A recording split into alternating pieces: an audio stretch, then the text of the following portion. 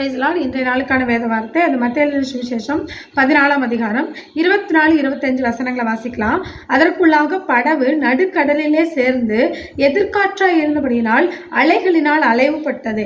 இரவின் 4ஆம் ஜாமத்திலே இயேசு கடல் மேல் நடந்து அவர்களிடத்தில் வந்தார். அல்லேலூயா.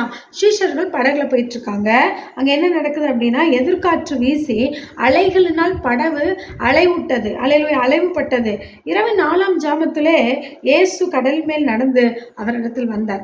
நல்லா காத்தடிக்குது, அலை பொங்குது, கப்பல் அப்படியே ஆடுது, படவு வலிக்க முடியல, சீஷர்கள் கஷ்டப்படுறாங்க. ஏசு சும்மா இருந்தாரா? இல்லையே. ஏசு அவர்களிடத்துல என்ன பண்ணாரு? வந்தார். இன்னைக்கு நம்ம வாழ்க்கையில பிரச்சனை இருக்கும் பொழுது, போராட்டம் இருக்கும் பொழுது, கவலை வரும் பொழுது, நீங்க தனியே இருக்கிறேன்னு சொல்லி நீங்க ஒரு நாளும் கவலைப்படக்கூடாது. ஏன்னா ஏசு வருவார். அல்லேலூயா. எங்கெல்லாம் பிரச்சனை இருக்கோ அங்க ஏசு வந்து பிரச்சனைகளை சால்வ் பண்ணுவார். அல்லேலூயா. என் தேவனை என்னை மறந்தாரோ, என்னை கைவிட்டு விட்டாரோ, இந்த பிரச்சனையை நான் தனியாக தான் ஃபேஸ் பண்றேன் இப்படின்னு சொல்லி நீங்க புலம்பாதீங்க. உங்கள் புலம்பலுக்கு பதிலாக நீங்கள் கர்த்தரை ஸ்தோத்திரிங்கள். பாருங்க, பவுலையும் சீலாவையும் சிறைச்சாலையில கொண்டு போய் போட்டு அடின்னு அடிச்சு தொழுமரத்துல மாட்டி வைத்த பொழுது அவர்களுக்கு தெரியும் இயேசு எங்களோடு இருக்கிறார் என்று சொல்லி அவர்கள் துதித்து பாடினார்கள். அல்லேலூயா. உடனே சிறைச்சாலையின் அஸ்திபாரங்கள் குலுங்கினது, கட்டுகள் எல்லாம் அறுக்கப்பட்டது, விடுதலையாக்கப்பட்டார்கள். அல்லேலூயா.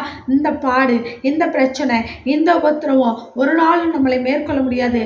ஏன்னா அவர் நம்மோடு இருக்கிறார். அவர் நம்மை தேடி வந்த ஆண்டவர். நம்முடைய பிரச்சனைகளை நமக்கு உதவி செய்யும்படி அவர் கடந்து வருகிறார். இன்றைக்கு பாடுகள், பிரச்சனைகள், உபத்திரவத்தின் மத்தியிலே கடந்து போய் கொண்டிருக்கிற அருமையான சகோதரனே, சகோதரிகளே, கர்த்தர் உங்கள் நடுவிலே இருக்கிறார். அவர் உங்களை தேடி வருவார். உங்களை தனியே அவர் விட்டுவிடவே மாட்டார். ஆகவே நீங்கள் தைரியமாக இருந்து கர்த்தரை துதியுங்கள், ஸ்தோத்திரியுங்கள், பாடுங்கள், புகழ்ந்து கீர்த்தனம் பண்ணுங்கள். அவர் உங்கள் நடுவிலே அற்புதங்களை செய்வார். ஆமென். God bless you.